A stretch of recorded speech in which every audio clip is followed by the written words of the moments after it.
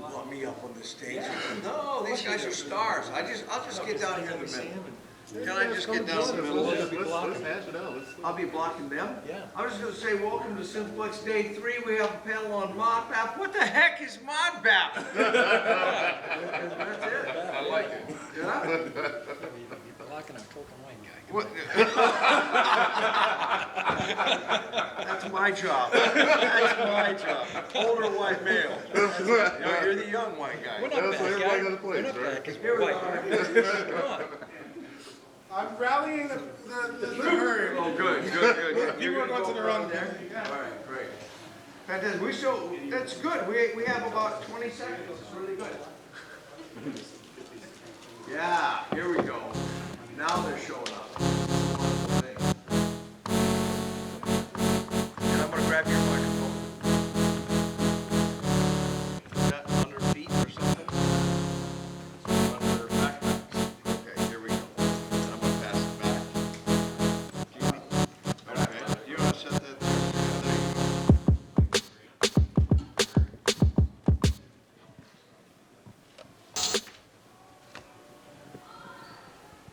You guys ready? Yeah? Are we recording on all cameras? Yeah, turn the overhead looks good.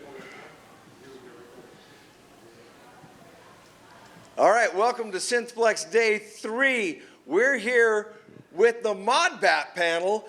What in the heck is Modbap? We're going to learn all about it. Wonderful. Hey, I'm sorry. I'm going to do number 2. I'm going to take number 2.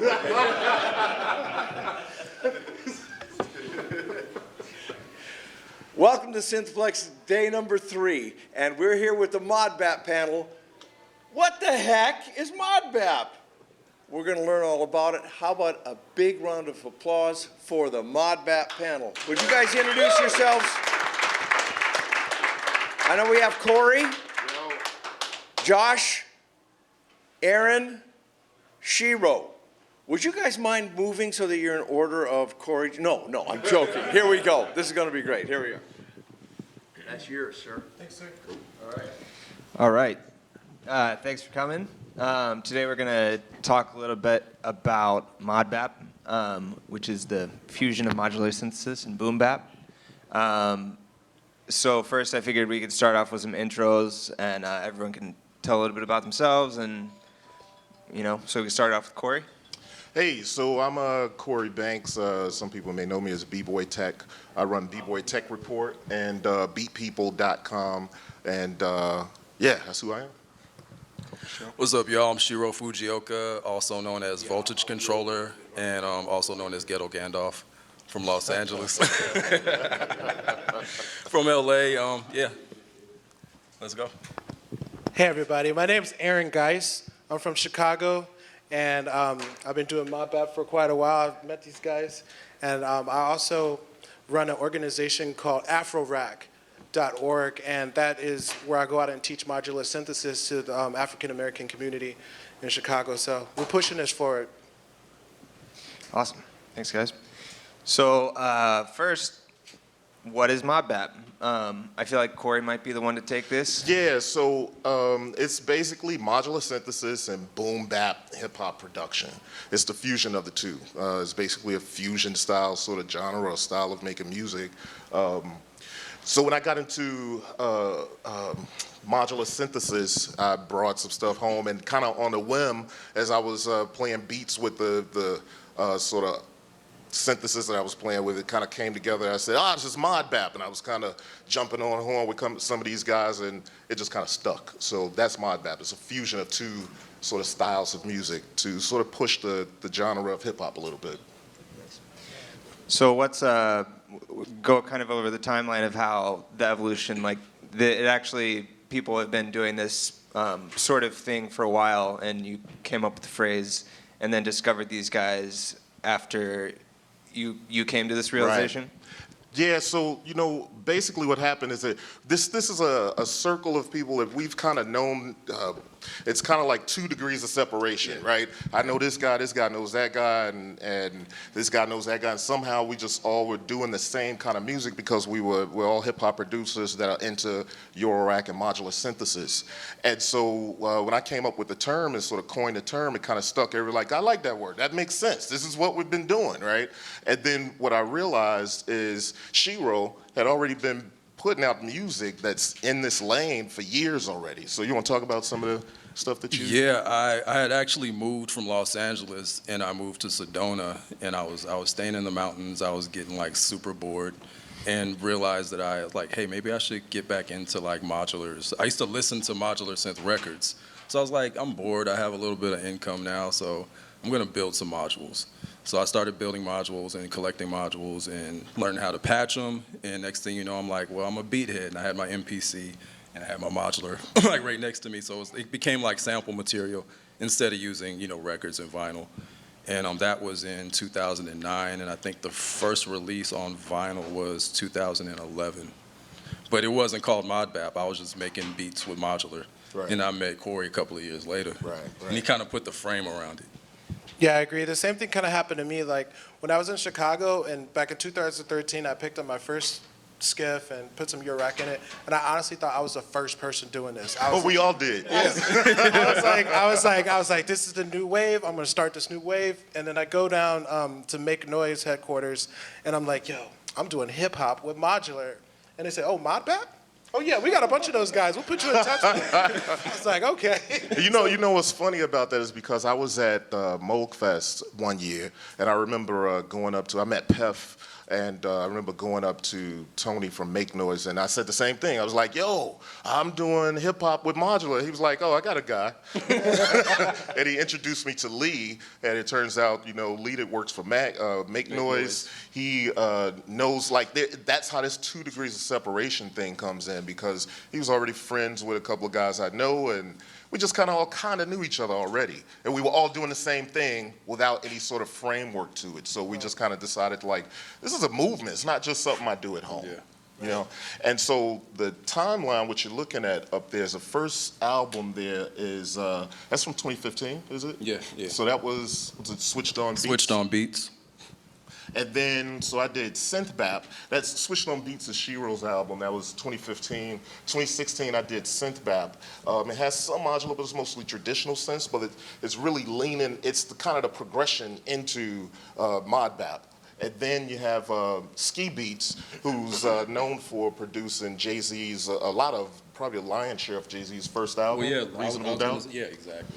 And so he would hit us up, it was kind of on social media, and say like, yo, I like the style that you're doing. And so he pushed the movement a little further by releasing Switched On Bap last year.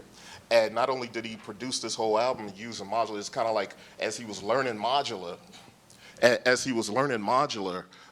he started to put this album together, and then he had Young Guru, who's Jay-Z's engineer and DJ, a tour DJ. He had him engineer it and mix it and master it. So this is kind of the lineage and the beginnings of Modbap. Nice. I'm actually interested in something you said, Shiro, about you were listening to modular records before you got into doing the Modbap stuff. What kind of stuff were you listening to, and did it influence what you're doing now? Absolutely. I would say in probably '99, I found Morton Subotnick's Silver Apples, and I was just a beathead at the time, so I sampled it. Like I'm gonna sample it, I'm gonna chop it up, and I'm gonna make a beat out of it. Of course, yeah. But that was definitely not. I didn't have modular or Modbap on the mind then, but that was like kind of the first time doing it. I would always go to the electronic music section and buy like strange, like psychedelic, like electronic records and put them in hip hop context. Right. Nice. So that kind of brings us to the next slide of the philosophy of the sound. Like, what makes up Modbap? Like in terms of the modules you use, the thought process. Maybe Aaron. Well, the thought process for me is still rooted in hip hop. Like I still dig for records. I still like thinking about music in fragments and almost like granular pieces. So my process and the way that I do it is I play drums. And then to keep that tradition going, I have a record lathe. So I cut my drums to record. And then I do my Show off. modular. I do a modular performance, say like in the mindset of a Morton Subotnick or something like that, and I'll cut that as well, and then I'll resample that into my system, and that's how I approach it, just to kind of keep the tradition of finding these these gems inside of a long passage. That's great. So do you mainly make your own samples? Because one thing I ran into is I made music for 10 years, and I was always sampling, and then I realized I couldn't actually sell any of it. That's so a I'm big- like, that's a big so part of that the- was the yeah thing. why I got Yeah. into modular, because I could make my own sound. So is that Oh, that's a big part of it. So my day job is a sound designer. So when I listen, I can hear something, and then I'll say, hey, I want it to kind of sound like this psychedelic record or whatever like that, and I'll make the record. So a lot of my time is spent making other genres like rock and jazz, and then then I'm sampling it and turning it into Modbap. So yeah, everything's original. Everything is me. So That's the key with Modbap. In hip hop, we run into the problem of sampling, and there's a couple of things that's a problem with that. Not that we don't love it, and that I don't enjoy chopping records and stuff, but you can't put that stuff out without doing clearances, and that becomes a problem. So if you're working with an artist, then that becomes an issue with their label or whoever you might be working with.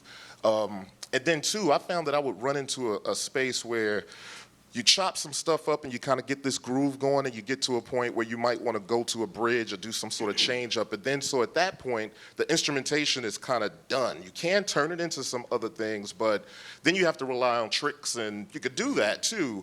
But I enjoy the idea of like creating something new and flipping it like I would flip a sample. So that's a lot of times what I'll do is like take a long passage. I'm not as fancy as Aaron and have a record lathe at the crib. But what I'll do is I'll take like a long passage, 24 bars, 36 bars, and I'll capture that as a audio track. And I may just, when you sample, you listen to a passage, you say, I'm gonna take that 2 bars of that 4 bars and then flip that. So I do that similar thing. So it's still like the way we do hip hop, but it's just now we're creating our own sample fodder, right? And even if we don't sample, it's kind of like now we have this foundation of this whole other world of things that we can kind of bring in, these new timbres, tones, and sort of things that we can incorporate. absolutely. What about you, Shiro? Well, one thing I want to add is that the thing that's really inspiring about this approach is that we all do it differently. So like my approach is a little more from the perspective of performance. Like I patch for performance and for live situations. So I'm kind of more into the synth composition and like controlling the modular manually. And then I'll add beats and like other fragments. And sometimes I'll do like some live looping stuff to kind of get that feel and do some live chops and stuff like that. But I really like to focus more on performance, and sound design is probably like my favorite thing to do with this. Nice. So what about drums? I know that you in particular use the Digitech, right? And Yeah. I'm always thinking about the space in my racks and whether I want to take up space with a bunch of drum modules, or if it's worth it to have, a separate dedicated hardware machine, and then the I have whole an thing opinion of on that. getting the right swing as well. Like that's such a big part of it. Like how do you do that when a lot of the sequencers are quantized? It's really hard to get that feel. Yeah, that was one of the reasons why I decided to do drums outside the box and not in modular. And another big reason, like no disrespect to any modular companies, I just don't really like synth modules that have one function. So, I would prefer to like be able to design sounds and play them in with like my own human swing and human timing, and not try to, make that happen in the modular. Yeah, I'm kind of the same way. I mean, I have drum modules, but I mostly use those for sound design. And then, so this is the blending of those two worlds where you can have melodies and kind of do sound design and stuff from your modular. But then what I'll do is I'll bring those drums that I design into a space that's familiar, MPC, or like I'm using here, Force, or something like that, Digitech or whatever. And then that way I'm in a familiar space with how I program them. Because the one thing about sequences, and we just went through this too, all of us on Marco Polo, it's like a ridiculous like Modbap Nerd Fest on Marco Polo with about 8 of us. And we went through this whole couple weeks talking about sequencers and gate delays and how, you know, when you do, if anybody's familiar with Dilla, and when you think about that swing and how things, how the steps kind of delay and it has a human feel and a swing, most modular sequencers, or at least a couple of them, don't have the gate delays that allow you to kind of nudge those steps and get that you know, that funk. You know what I mean? So then that's, for me, I have to take it into a box that I'm familiar with so I can get that, and then I'll layer other stuff from Eurorack on top of it. Aaron, it seems like you do, it's not just from what you're saying earlier, it sounds like your composition is like you're writing a lot of music outside of it and then resampling it, bringing it back in. Do you have, so you play the drums too, what do you do? Do you just get the swing by playing them and then sampling them? What Right, kind yeah, of so I stuff do you play, do? so I'll make a break and then I'll chop it up and then get the swing with gate delays. It's pretty stuff. similar, pretty similar to what's going on. We all just kind of nudge it. Right on. Yeah. Cool. So the community, you guys wanted to Yeah, talk the on community, because we're getting this kind of pushback from both the hip hop community and then also the modular community. Like we have a lot of people saying, oh, well, modular isn't hip hop because there's no records, because you guys aren't sampling classics. And then we also have the modular communities like, well, why don't you just go back to your MPC? You know what I mean? This is for us. So we created our own community. We have our Marco Polo, we have our different chats and blogs that we do for us, and we talk literally every day. Can you imagine talking every day, It's kinda 24/7 foolish, about modules? Like, it sounds fun, but Yeah, it's, it and I kinda mean, gets- I have it's a, like- I have a day job. So what was it? I was in it was a very corporate sort of meeting, and they were talking, and I was like, well, my part's done, and I kind of picked up my phone, and I was like, I was typing a message, but my face was showing, and they were like, yo, it sounds like there's some serious stuff going on. How are you talking about modules? But you know what I mean? That's our community that we've built, and then we do the Beat People podcast, Yes. Yeah, the Beat People podcast, if you, I know a couple of you guys are familiar with it. I see you Yeah. guys out there. It's something that we do on YouTube at least once a week. Well, we try to do trying it to do once a month. There was a point when we did it once a week. We could do better at that. Yeah, we But- do better. But we talk everything modules, everything, all the new upcoming gear, like all sequencing music tech thing. Yeah, that, music that tech. would be. So the thing is, when I started B-Boy Tech Report, it was a matter of, you know, me being technical and me having come up in hip hop and being a B-boy. I wanted to merge those two worlds. I didn't want to hide the fact that I'm into hip hop music and performing at night when I'm at my day gig anymore. Like there was a point when I'd be like, nope, it's fix your computer, go about my business, and then at night I'd be somewhere performing. But so B-Boy Tech Report is about merging of those two worlds. And so that's why we kind of talk about on Beat People podcast, all music tech from a B-boy, urban, and hip hop and boom bap sort of perspective. Yeah, definitely. Cool.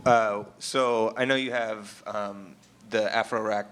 Oh, yeah. Yeah. Do you want to speak on that and how you're bringing Oh, the yeah. community So, together in your area? so I saw like a huge gap between black people and modular. I didn't see anybody. The first person I saw in modular was Robert A.A. Lowe. I don't know if you guys are familiar with him. He's amazing. Hey, can I just add, and I don't want to interrupt, but I want to interject to say there's always weird stuff that happens. One time there was an article written, and I think, I can't remember the name of the article, but it said something like, where are all the black guys in Eurorack? And then it named like, I see there's Cory Banks, B-Boy Tech, and there's St. Joe, and then it went on this, it was like a long dissertation of like, where all the black guys in Eurorack, right? Yeah. So it's obviously a question somebody's asking, so I'll let you go with that. No, Yeah. absolutely. That's totally related. So I posed the same question. I said, well, where are all the black people in modular? And particularly young people don't have access to it because it costs a lot of money. Sure. I created AfroRack, and AfroRack, I've been getting a lot of support. A lot of big companies have been contributing, and I'm able to actually go into the community. Because in Chicago, not too many people know, the city is very segregated, so to get to these opportunities is hard. So I have to go to these communities and say, here's these modular, this is how you use it, you can make hip hop with it, you can make any kind of music you want, you can design all these amazing sounds, and the kids love it, and I love what I'm doing, and I'm getting great support. You just wouldn't believe the modular community. The modular community is a very giving community. It is. You know, like these developers, they're wanting to give. It's just amazing. Yeah, no doubt. So I would talk a little bit about the modular community in LA. At least I know you're part of Modular on the Spot. At least I've seen you around there. What do you think about the modular community in this area? In LA, it was actually really refreshing to come back and to be absorbed into this community that already existed. I met Eric and Banna. I don't even remember where I met them. I think at a synth meet, and they invited me to, I believe it was the second or third Modular on the Spot. And I wasn't quite sure about the rules, so I actually brought a machine drum to the first one. but I only used it as a clock source. But yeah, it's like for me. That's what he says. How would you ever know?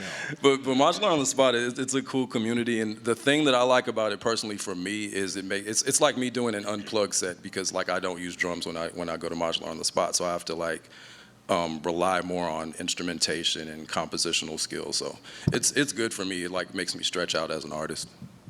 Nice.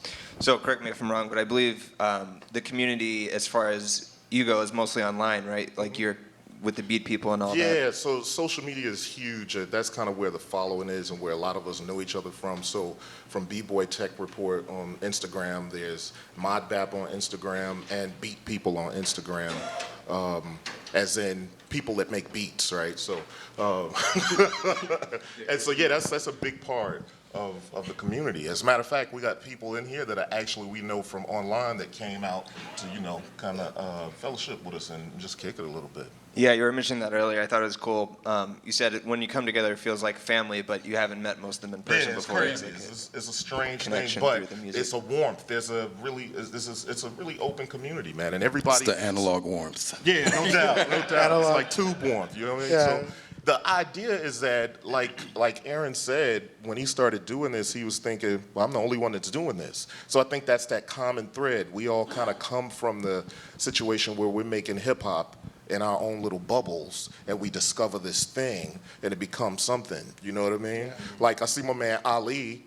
He started getting into modular last year, and you would think he's been doing it for years. But the thing is, his background's like ours. He was a hip hop producer, running into those issues with sampling and all those kinds of things. And so, you know, we just kind of fellowship around that, man. Yeah. So where do you see the community going next? What aspirations or hopes do you have for Modbap movement? Well, you know, we're hoping to do quite a few things. There's a documentary in the making, so we could kind of talk about, you know, expound on some of the things we're talking about here. More records to come out, more actual recordings to come out, and you know, tour. We're talking about doing some real exciting sort of ideas of tour. But you know, since this is new, it's kind of like if you think about the iPhone, if they wouldn't have rolled it out the way they rolled it out, it would have just kind of been like, it probably would have flopped, right? So they had to teach people why they needed that thing and why it existed. So for us, the next steps in this is really about teaching and workshops and the live performing, right? So we're gonna feed both sides. It's kind of gonna be a bit of an edutainment sort of situation. Cool. Yeah, to my understanding, it's about pushing hip hop production further, because a lot of people still don't use this stuff. So it's like there's all this cool stuff, like new sounds you can make that is not the same snare drum or same sound that every other producer has. Yeah, hip hop production techniques haven't advanced in like 3 decades. You know, so we want to breathe some fresh air into that genre and into that culture. You know, it's a culture, so it should live, it should grow. Right. You know, the thing about hip hop is we use everything that was never built for us to use to make hip hop. Like, you just got to think about that. Nobody made a turntable for us to pull it back and forth and start scratching. I mean, Grandmaster Flash created the first mixer because he knew what he wanted to do with it. He wanted to turn the record off and on while he was pulling it back and forth. It wasn't made for us to do that. The drum machine, the MPCs, those things were not made for us to do what we do on them. there's been times I talked to Roger Lynn, and he was like, yeah, I was surprised to see people start sampling stuff like that and doing it. It was never made for that. So Wait, to like me, the drum machine, I mean, that was like the first round of the AI attack. You know, it was supposed to replace rock drummers. right, yeah, no doubt. And so the idea of us using modular and drum machines are kind of making this Modbap fusion, to me, that's just as hip hop as anything else, because we're using something that wasn't made for us to use to make hip hop music. Right, right. It's lineage. Yeah. Yeah, so we touched on this a bit before, but we have some photos of your guys' setups, Yeah. and we wanted to kind of go through the individual process of why you have it set up the way you do, and like kind of what you think about how to use it and everything. Yeah. So these are just a couple of my racks. I have more. I have most of it because of hanging out with these guys. I have more racks. I have a Yeah, lathe. more racks. But I use the plunk in the same way that that Cory does, where I'm just doing a lot of sound design on it. I use Ornaments of Crime. I love Ornaments in Crime because I love Modbap is all about modulation. I love everything to move. I love everything. That's the cool thing about hip hop. If you listen to it. The cool thing about what everybody, like a person like Dilla, every time it loops around, it just sounds different. You start to hear the details and why he chose that sample. In Modbap, what I like to do is I like to trick your mind a little bit and kind of have you, things are modulating that you're not really, paying attention to. Maybe the pitch of the snare is slightly changing, but over a whole minute span. So I love modulation. That's what most of this is all about. And the ER301, if you guys are familiar with that one, you can pretty much build any kind of environment that you want in that one. So. Is that your main modulation source? Oh, which one? The 301, or do you use the? Oh no, so the use 301, the 301 is my the main eloquence? sound design kind of center, but this is my drum. This is only for drums. I only do drum design in that wood case. Wow. So that's the only percussion that I do. There's a whole other couple cases that I have that I use for leads and stuff like that. So we couldn't fit all my couldn't fit them all. And Do I you- have do you more play modular live and at all? more modular. Yeah, I do play it live. So is this like your live setup, or you have a No, the live specific set's case for that? a little different. I usually try and simplify it, and I play with I'm gonna play tonight with the O Coast and the Octatrack. But yeah. Cool.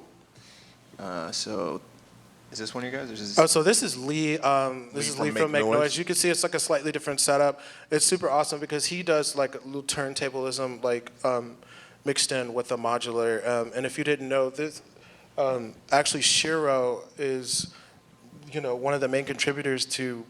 You created this new style of turntablism. I was doing like synthesis and turntablism in Arizona also. That was back in 2010. What I did was put control voltage on a CD and use the CDJ to control my modular, on a mixer. So it's amazing. He's able to take that CV and scratch it like we scratch records. And So yeah. it's the same techniques, Same but technique. just different tools. You know what I mean? Exactly. So that's like the crux of Modbap right there. Yeah. You know what I mean? That sort of thing. How does that work? How do you send the CV out? Is it What I actually DC do is coupled or something? no, I actually just like recorded CV into the computer and burned a CD.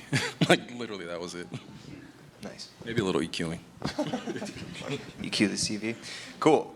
Is this an NES controller? Is that hooked up? Okay, so this is Lee's setup. Okay, so cool, yeah, Lee uses the NES for visuals.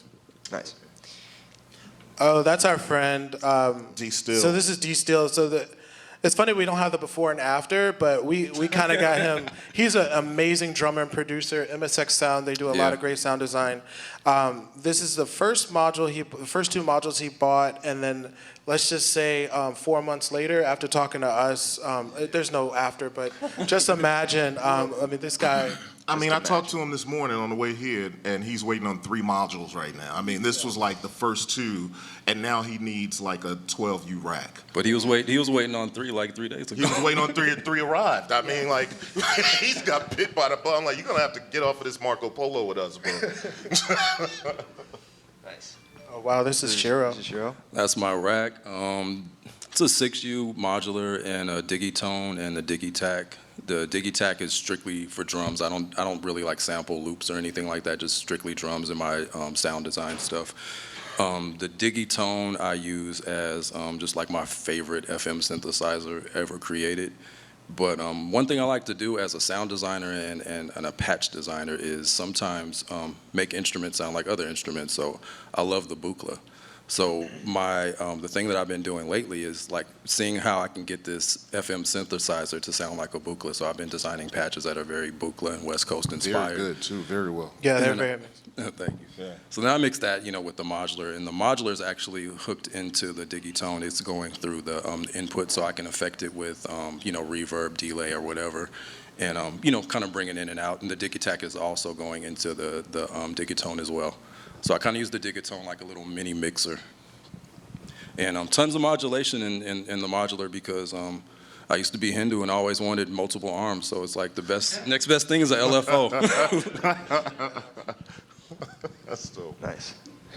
So, Cory? And yeah, so this is my setup. It changes a lot. If you follow me online, you probably realize that it changes a lot. Because I do some beta testing for certain things. So I've had the Force since December or maybe November. And it pretty much, I don't even use my MPCX anymore. I still love my MPCX, but it's just something about this has the perfect mix of features that allows me to integrate. And I don't have this hooked up right now, but I brought it just so you guys could see in person. I have the mutant brain, and I go MIDI out of that. I have 4 CV out of here, and then I have like a clock divider set up on the bottom 4 outputs of mutant brain. And I just kind of clock the whole system. And for instance, I'll start with drums on here, then I'll go to the Fluxus 1 and do melody for a couple of different things, and then resample them back into here and start chopping them up and doing different things like that. So that's that setup right there. Nice. So does that take us to the beat deconstruction? You want to hop into that now? So if you want to explain. So yeah, so what we're gonna do is just gonna play this beat that I did, and I use that setup that we just looked at, and I composed some melodies on the Fluxus 1, sampled them back into audio tracks on the Force, and then just kind of created a couple of different scenes out of that. So I'm just going to play a little bit of it, then I'll go back and kind of tell you what I did. Because sometimes when you're listening to hip hop, you don't really realize the nuances and the composition of it, right? Because we sample records, you might think like, oh, well, that's a loop. That's just a loop. That's a loop that was taken from a record and just threw some drums on it, right? So I'm just going to kind of break down a little bit of that. So we're just going to go through this track.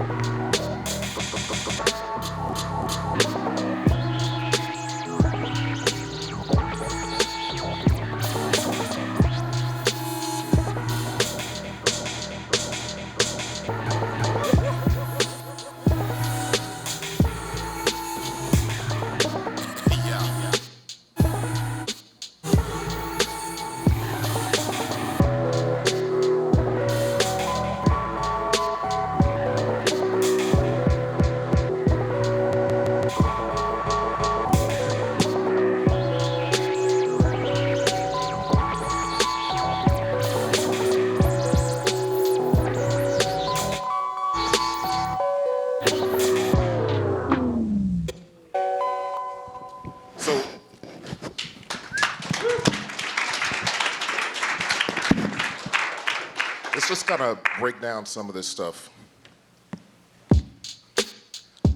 That's always the foundation of everything I do. To me, in my mind, I'm making Boogie Down Productions drum patterns whenever I'm doing this kind of stuff. And so that's kind of what it starts with. And so like I said, I did the drums on the fours, then I started programming melodies on the fluxes.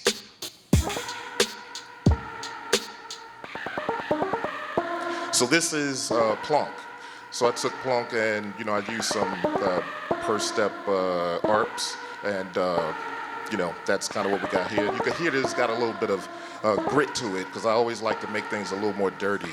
Almost like you're coming out of a classic sampler. So I tend to do that sort of thing as kind of sound design while kind of building the joint.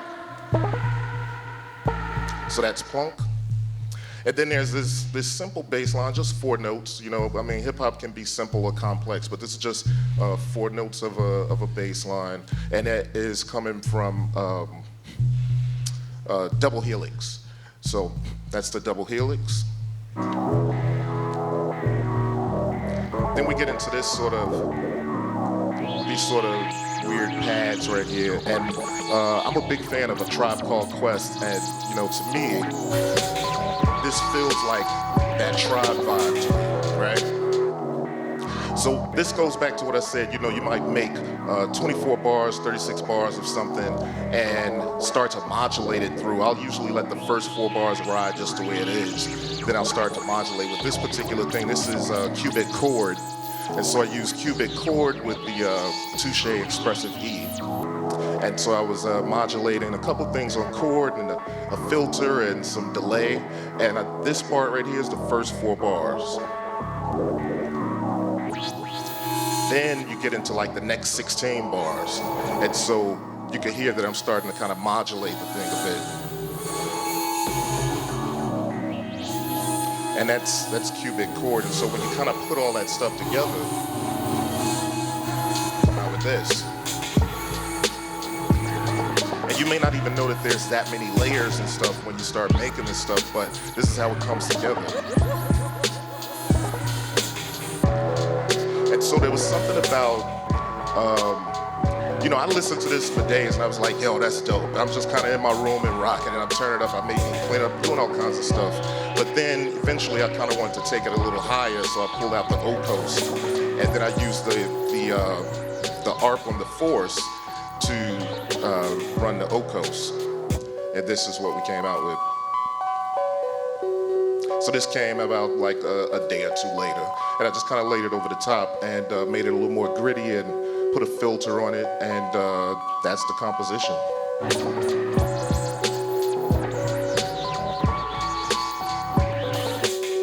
Word.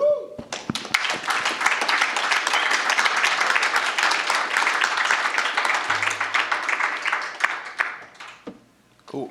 So you mentioned earlier how you get all those sounds in there. So you're basically just sampling from your modular directly into each individual track.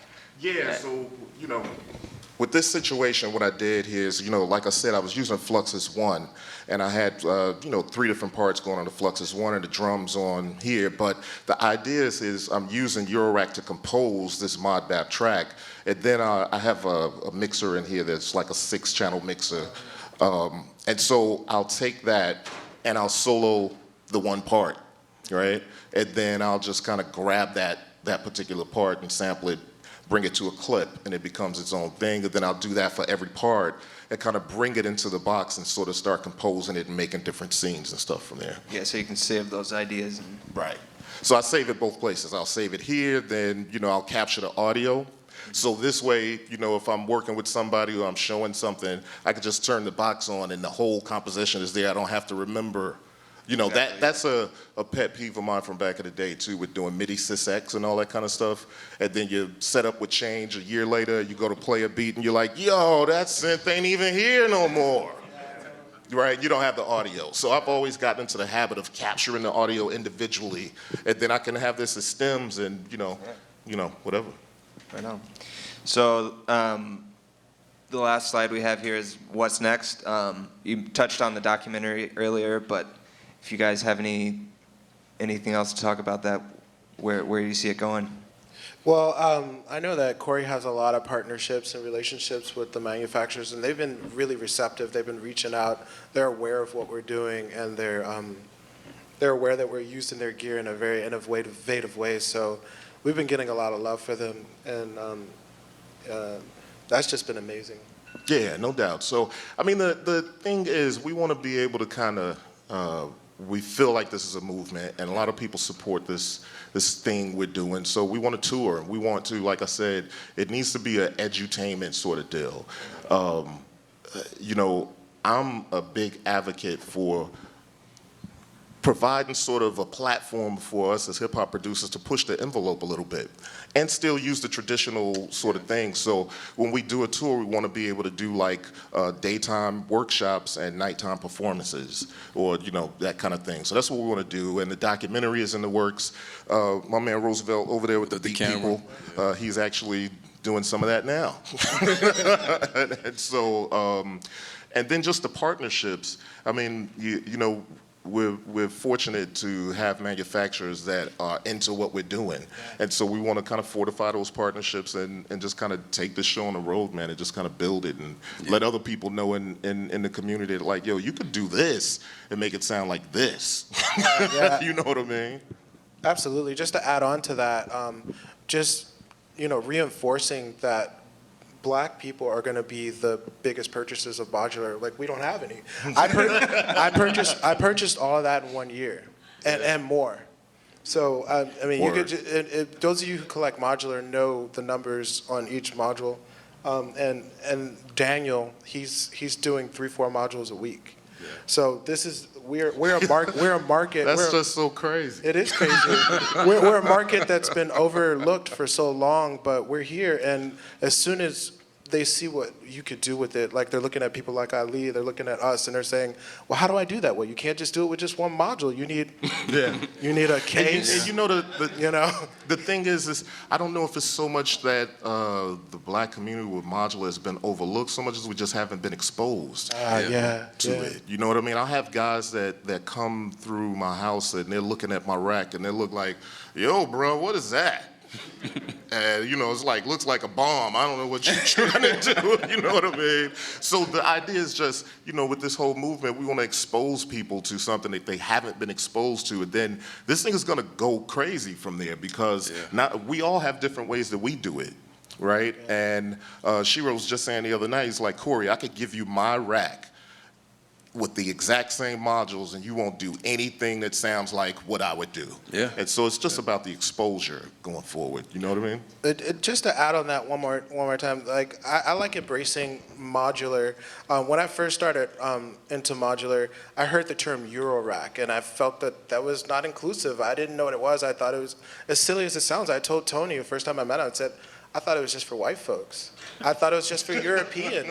So I literally stayed away from it. You're not allowed. Yeah, you're not allowed. Catch cable out of your hands. And I thought that our Euro rack was like this DIY thing. I'm like, it's like, it looks cheap, man. It's got wires all hanging out of it and stuff. Like, you know, so again, like, just to go back to Afro rack again, like, it's just like Afro rack feels right for the people that I'm reaching. It feels inclusive. So we want to change the narrative. We want to reappropriate some of the terms and some of the way that the equipment's being used. Word. Yeah, that's a big thing. I mean, and that's what we do. We're creating new things and just kind of exposing everybody. So I dig that and getting people on board with it. Yeah. Sure. No. Right on. Does anybody have any questions? Yeah. What's going on? Hey guys, long time listener, first time question asker.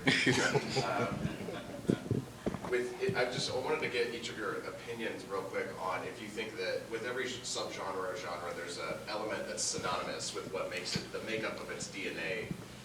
Like for instance, like the funky drummer for early hip hop, or Amen Brother Break for drum and bass. Do you guys think that there's a module, or do you predict that there's going to be a module or a technique that's synonymous with the early incarnation of Modbap as we're, you know, seeing? You know, that's a tough one. Oh, so the idea that there's this sort of recurring theme in every subgenre that comes out, like the Amen Break, a staple for every subgenre, and if there'll be something like that in Modbap. I don't know about, I mean, I think a common thread is a lot of us fans of golden era hip hop and the way the drums programs, a really beat driven thing. I think we talk about Dilla a lot. I don't know, I don't think there will be that one thing, but I think there'll be like a common thread in the feel and you know what I mean? Like if you think about funk music, you know, Parliament Funkadelic wasn't the same as James Brown, but they were all funk. You know what I mean? So there's something about the feel, and then you get into some of the technique that created that sort of thing. So I think it'll be more like that, you know?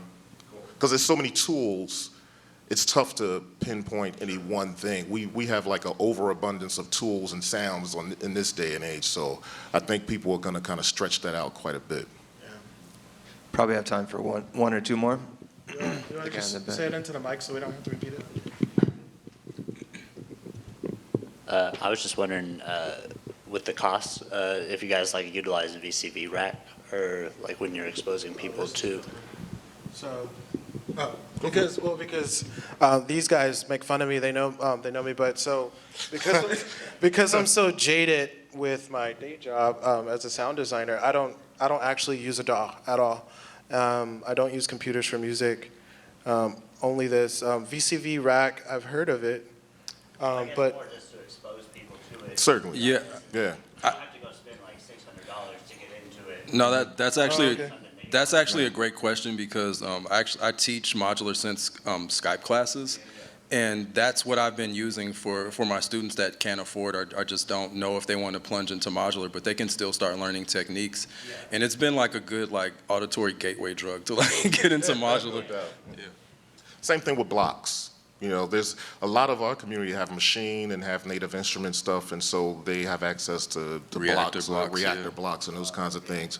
Yeah. I design modules for blocks, by the way. Yeah, actually, he's got a lot of really dope modules that he's designed for reactor blocks. So, yeah, that's the other route too. You know, and I always recommend that kind of thing for people that are not really sure, maybe on the fence. Like, yo, don't go and spend thousands of dollars on this stuff first. Yeah, you know, because I know people who have done that, and I'm getting to spend 6 months figuring out this rack that he wanted, and you know, like mine, he got it engraved on the side and everything. And he bought about 6 or 7 modules, and he was like, this sucks, yo, that looks ugly. Yep. I don't want to do that. It takes too long, right? So I kind of recommend people go the software route before jumping in like that. You know what I mean? But it is like the gateway drug. You'll know pretty quickly if this is for you, you know? yeah. What's Marco Polo? Marco Polo is basically like a video chat, real time that we're kind of all on. You can go to the App Store, download Marco Polo. And what we did is we just kind of all are in a big chat. And it goes left sometimes. I was just gonna. Yeah, it's all good. It's all good. I mean, I hope we know. I'm just gonna push a random one. It's $299. Whoa, that's Arteria's price range market. So we're talking about gear again. Right? And there's a lot of that. What? It's the kind of thing. So imagine this all day, 24 hours a day, and you wake up. It'll be and like you have, 2 o'clock in the morning. And Yeah, like 2 o'clock somebody's talking because about we're all on oscillator. different coasts. You got to do that, though. Yeah.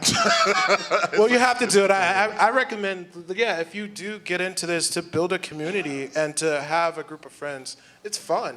And it helps you, you know, listen to the thing, we share techniques and we share different things. Sometimes, you said the other day, like, yo, why does everybody buy a Zadar? Like, is this a gang or something? Yeah, I felt left out. So we, you know, the thing is we share techniques and kind of talk through things. And most likely, if I'm going through something, one of the other guys have already kind of been through it or may know some information about it. So We got like 24-hour tech support. word. Yeah, 24-hour tech support. We run through problems with patching. Maybe somebody might have an idea like, hey, is this even possible? So you have a group of friends to reach out to. Yeah. I recommend it. Like, because you don't want to do this journey alone because you'll just be on like Muff Wiggler, like asking questions to trolls, you know? It's modular for a Hey, reason. which module should I get? Both, dummy. It's like the whole point in modular is about communication and connection. You know, like we're connecting these oscillators. Like we're all complex oscillators as people. You know, so it's like it should go well beyond the instruments. You know, and get to like friendship. Yeah, and that's it. So we're all friends, and we kind of build this bond. And I mean, listen, man, I have like when I was much younger, I got an associate's degree in electronics, so I should know how to build these things, but I forgot more stuff than, you know what I mean? So sometimes I'm almost like, I should know this, but I don't. I'm just gonna hit up the squad. We're gonna work through this. So it's good just to have that fellowship in that community like that, you know? That's awesome. So I think we're running out of time, but I know you guys had a T-shirt to give away.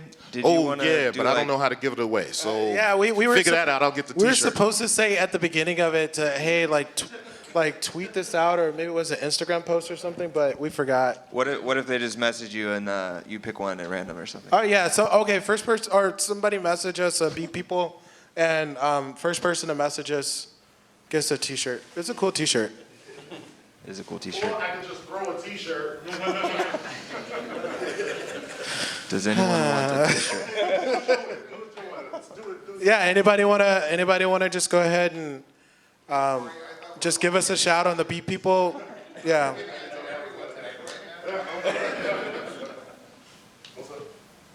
Cool. Yeah. Oh, I don't have to. Cory, you got your phone? Do you have beat people on there? Did somebody text you and say, hey, I'm here at the Modbap panel? On Instagram? Oh, gee whiz. Let's see. Oh, yeah.